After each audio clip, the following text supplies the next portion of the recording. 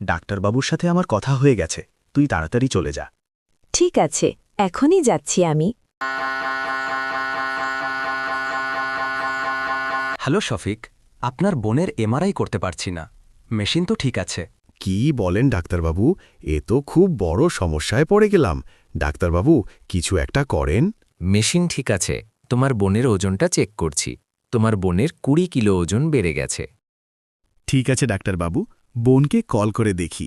কিরে, বাড়ি চলে এসেছিস? একদিনে তোর 20 কিলো ওজন কিভাবে বেড়ে যায়? কি জানি ভাই, আমি তো কিছু খেতে পারছি না, তাহলে আমার ওজন বেড়ে যাচ্ছে কেন?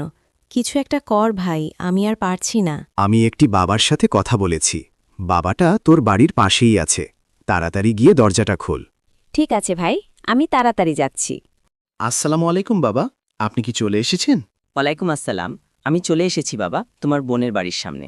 বোনের সাথে আমার কথা হয়ে গেছে, আপনি ভিতরে যান। খুবই চিন্তার মধ্যে আছি বাবা। আমি বাইরে দাঁড়িয়ে আছি, এখানে অদ্ভুত শক্তির গন্ধ পাচ্ছি। তাড়াতাড়ি যান বাবা, ভিতরে বোনটা আমার কি করছে কি জানি। 3 নম্বর পর্ব খুব তাড়াতাড়ি আসছে।